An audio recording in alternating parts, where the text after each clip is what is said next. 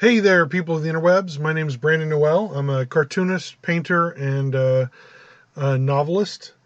Um, Today, we're going to talk about the four greatest science fiction films of all time. You are more than welcome to disagree with me on what you think the four greatest science fiction films of all time are, but you're wrong. Um,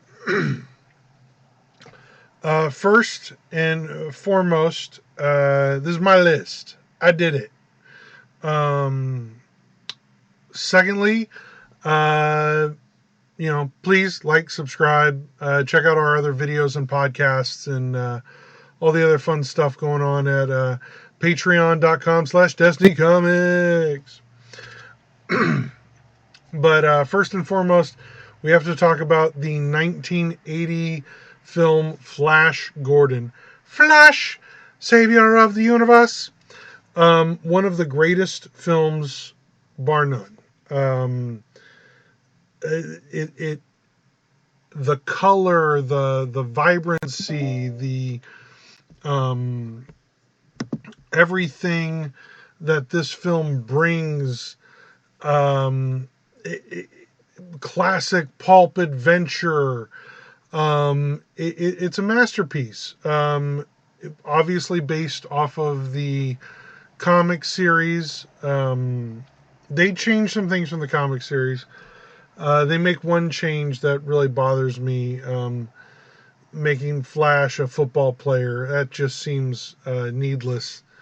But it was the 80s, and football player was,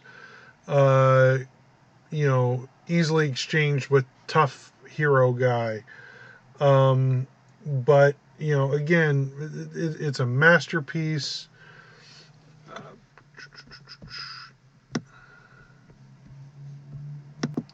Directed by the incredible Mike Hodges. Um, Mike, I don't know. Like, I'm always impressed with stuff that people do that I can't do.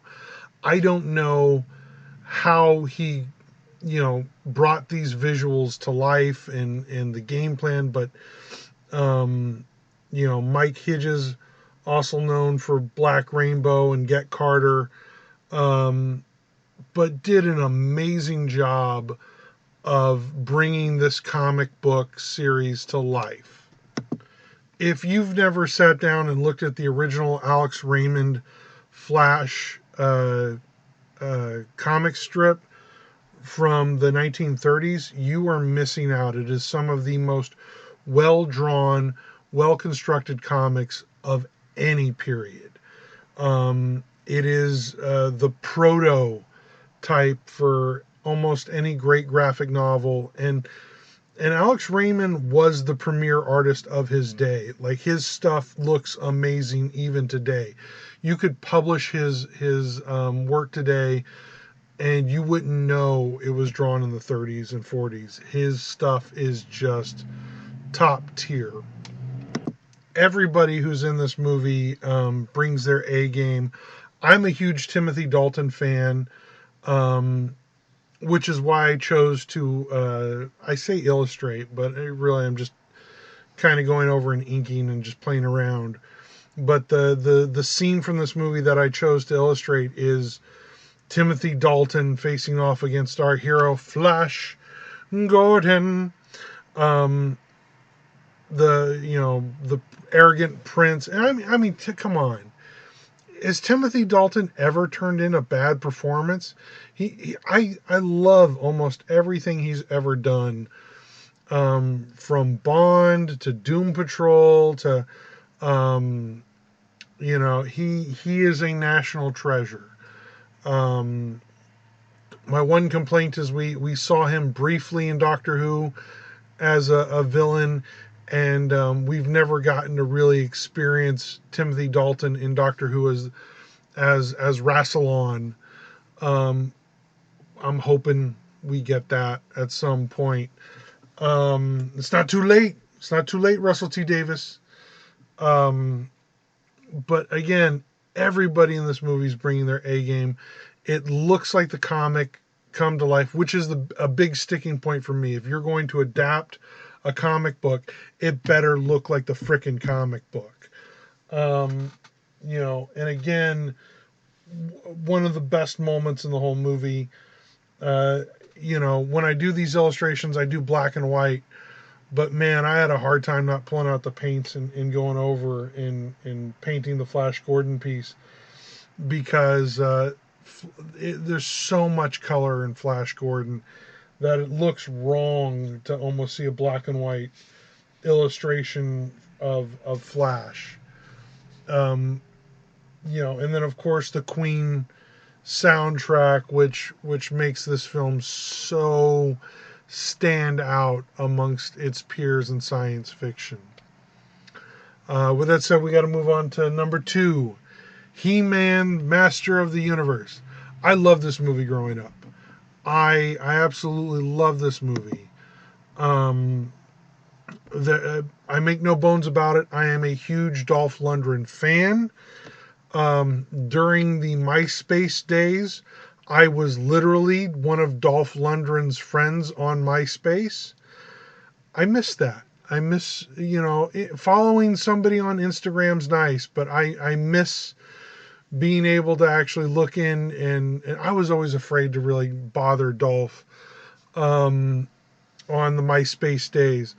But he would always post photos of his grandchildren, and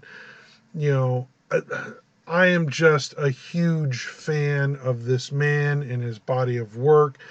The Punisher is, I think, one of the best adaptations of that character we've ever gotten. He-Man, it's not a perfect one-to-one adaptation of the cartoon. They had a very limited budget. There's a great documentary on Canon Films, Electric Boogaloo, something or other, because they're famous for Electric Boogaloo 2, I forget the documentary name, but look it up. They go into much more detail into He-Man and the troubled production. Mattel wanted everybody to look closer to the toys, and you just can't do that. There's always the thing, Barbie gave an entire generation of women body issues. Hey, us kids from the 80s and 90s, we grew up with the WWF and He-Man. All right, you're telling me if I didn't have muscles out to my neck, I didn't feel like a real guy. So, the difference is most of us kids from the 80s, actually hit the gym. 80s and 90s. At least I did. That was inspirational. You wanted to look like Dolph Lundgren. I'm getting off topic here. This movie, not the best adaptation of the source material, but a really good adaptation of like a fourth world Kirby-esque movie that we're never going to get. You can tell they pulled a lot of influence from Jack Kirby and the fourth world, and then Skeletor looks incredible. That's my one complaint was the illustration I did. Of course, I'm showing off Dolph Lundgren's back and the rippling muscles, but I didn't get to do a close-up of Skeletor and really dive into all the detail into that costume. And, it's such a good movie. There's a scene in the movie where a high school gym catches on fire. That was an accident, and the film actually did burn down a high school gym, and they kept the cameras recording to, get all the film. But yeah, it's also one of Courtney Cox's first films. That's probably my one complaint is you can tell their budget is not what it should have been for this movie, and so we have to keep cutting back to the humans and Earth stuff when you really just want to see Man-at-Arms fight He-Man. That's what you want. you want to see these characters fight, and they give you as best as they could at the time.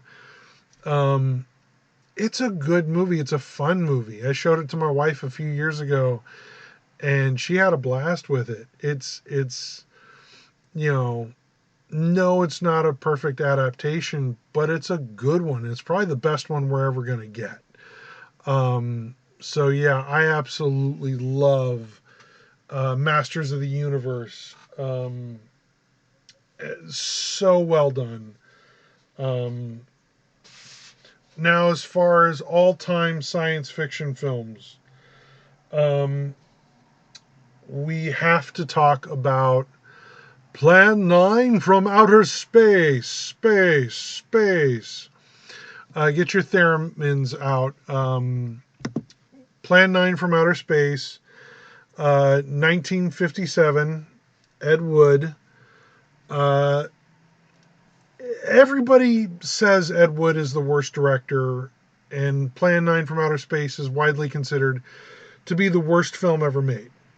That's not true.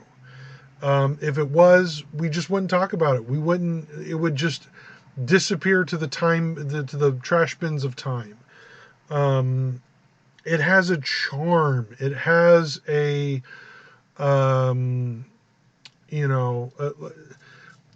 Wood, if he had just been given some resources, would have been the Roger Corman of his day. And what I mean by that is he would have cranked out film after film after film after film, as it was what he was passionate about. It's what he loved to do. Was he the best at it? No, but I think if given more resources and more time, he would have gotten better. If you look at his catalog of films, none of them are all that great, but he gets better with every film. So like, I think if he had been given more resources and more opportunities, especially at that time with the studio system, if you didn't, the studios controlled everything. There was no independent film. You couldn't just finance this stuff by yourself.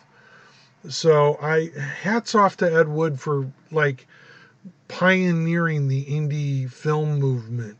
I don't think he gets a lot of credit for that, or being an inspiration in that world. There's stories of, they didn't film with permits. They broke in and stole, some of the stuff they needed from the Universal backlot. And don't do that, kids. Don't do that. But by God, he Bela Lugosi, he gave this old man a third act in his career, a man who deserved much more. He gave more to Hollywood than Hollywood gave to him. But there's, it's not a good movie, but it's a fun science fiction movie. And that's what I think a lot of science fiction films today are missing, is the fun, the charm. It's something that Marvel does right with Guardians of the Galaxy. It's a talking raccoon. It's a giant tree. Let's go with it. Again, comics being theater of the absurd, which is, what comic books do better than any medium ever. But Ed Wood kind of taps into a little bit of theater of the absurd, and the notion that these aliens are fearing Earth because we have created the atomic bomb, and these other planets out there are like, these idiots are going to blow everybody up, not just themselves. It types into the fears of the day. Again, not the best film, doesn't have the most resources, but Ed Wood really tried his heart, and he made something that lasts.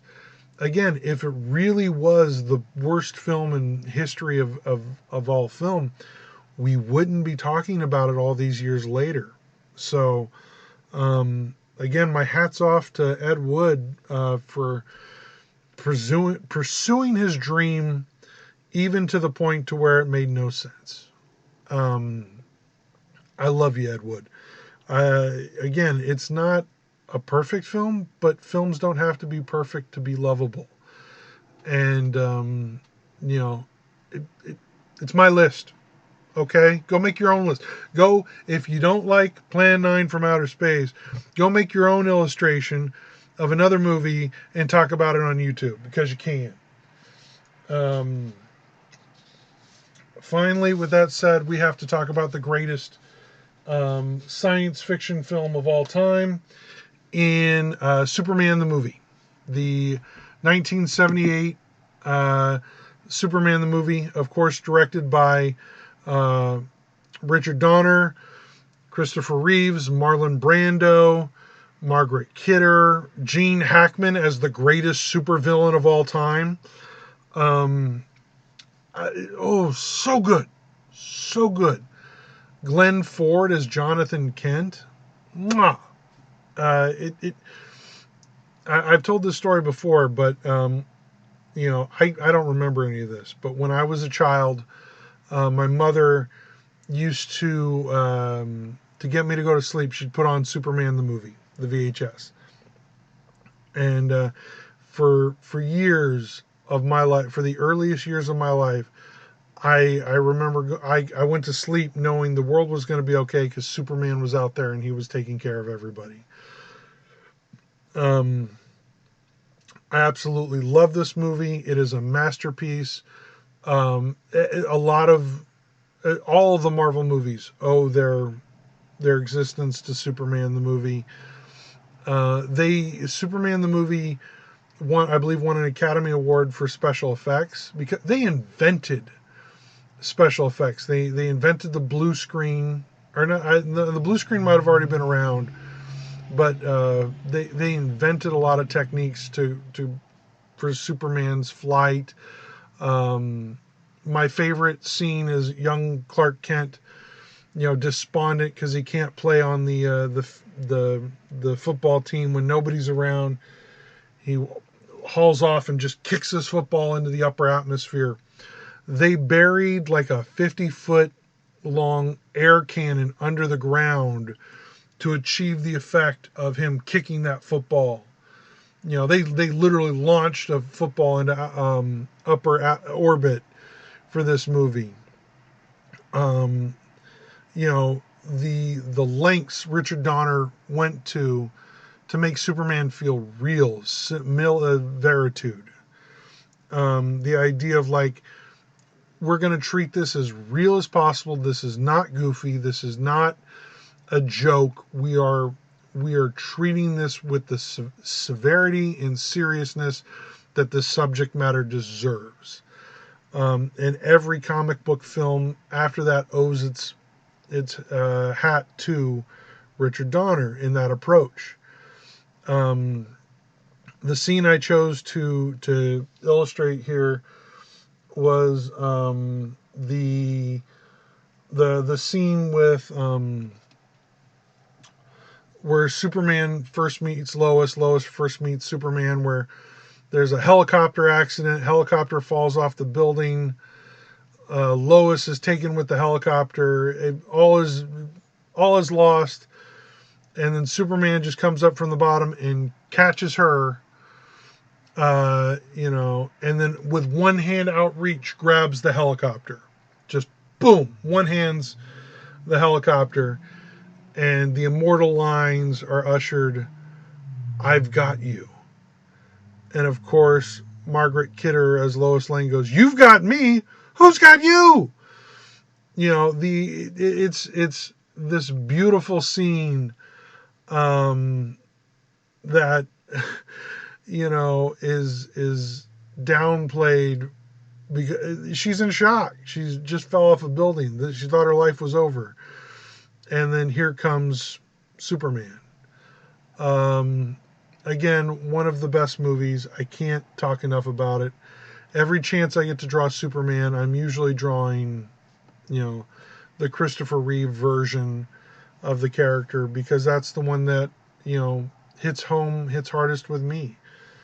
I love this movie. It's it reminds me that heroes don't have to be grim and gritty. Galahad works today just as well as he did back then. With that said, that is the top 4 greatest science fiction films of all time. Spinning the stacks of wax of the House of Wax, WAXP. So I hope you enjoyed this video. Hope you enjoyed what we're doing here at Destiny Comics. Please like, subscribe, check out everything else at patreon.com/destinycomics. Or you can check out our store and maybe buy some books. I'm a cartoonist. I sell comic books. We have plenty of comic books that you would love if you are a reader of that, that particular genre. So thank you for your time. Have a good day. Patreon.com/destinycomics.